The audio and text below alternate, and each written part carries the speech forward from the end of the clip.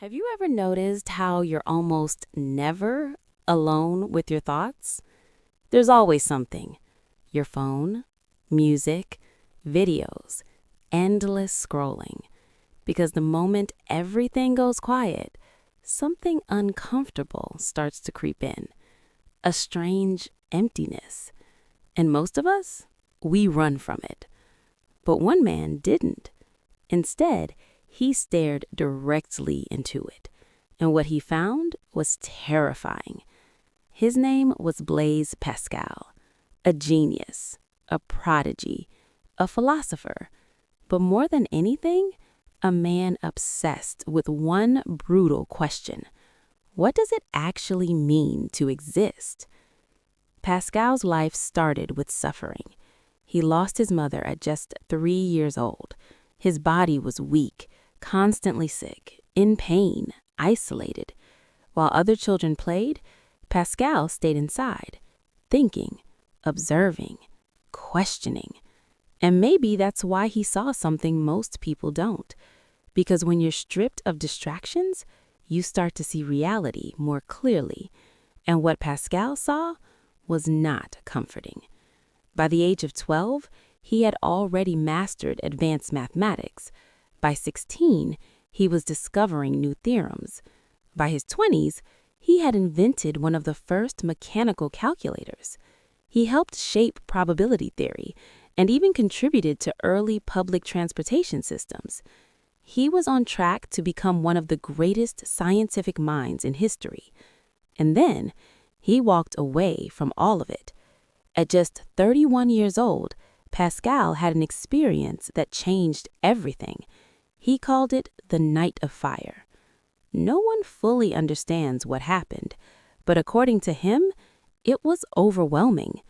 A sudden explosion of emotion, fear, joy, certainty, a feeling of encountering something beyond logic, beyond reason, beyond explanation.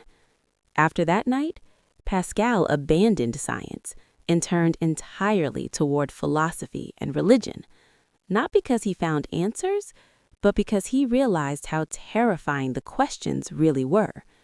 He began writing a book.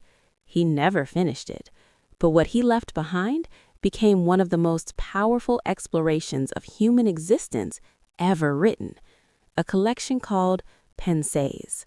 And in it, Pascal does something most people avoid at all costs. He forces you to confront yourself.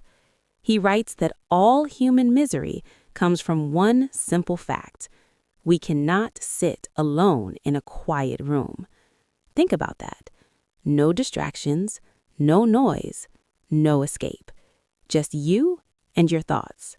What happens? At first, boredom, then restlessness, then something deeper, something darker.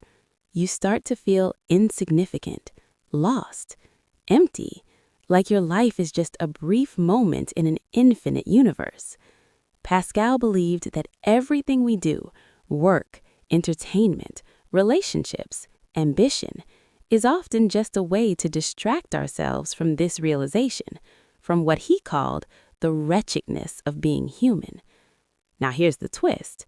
Pascal didn't think this realization was a bad thing. He thought it was necessary because according to him, there's something powerful about recognizing your own brokenness. He said, there is greatness in knowing you are miserable because a tree doesn't know it's miserable, but you do. In other words, your awareness of your suffering is what makes you human. But here's where things get intense. Pascal didn't stop at describing the problem. He wanted a solution, and his solution was God. He believed that the emptiness we feel is actually a space meant to be filled by something infinite, something beyond this world. And that's where his famous idea comes in, Pascal's wager. It goes like this. If you believe in God and you're right, you gain everything, eternal meaning, eternal life. If you're wrong, you lose very little. But if you don't believe and you're wrong, you lose everything. So logically, it's safer to believe. Now, whether you agree with that or not, there's something deeper hidden in this idea, because Pascal isn't just talking about God. He's talking about belief itself, the human need to believe that life means something, that this existence matters. And here's a question Pascal leaves us with, whether he intended it or not. What if the real wager is not about God, but about life itself? What if the real question is it better to believe life is meaningful or that it's not? Think about it. If you choose to believe life is meaningful, you experience it differently. You appreciate more. You suffer differently. You live more fully. And if you're wrong, if life is meaningless, you still lived a better life believing it wasn't. But if you believe life is meaningless and you're wrong, you might miss everything. So maybe the real wager is this: choose meaning, not because you can prove it, but because it transforms how you exist. And this is where Pascal becomes surprisingly hopeful, because despite all his pessimism, all his focus on suffering, emptiness, and fear, he noticed something incredible. Humans don't give up. No matter how meaningless things may seem, we keep searching, we keep building, we keep loving, we keep going, even when nothing makes sense. It's almost irrational, almost absurd.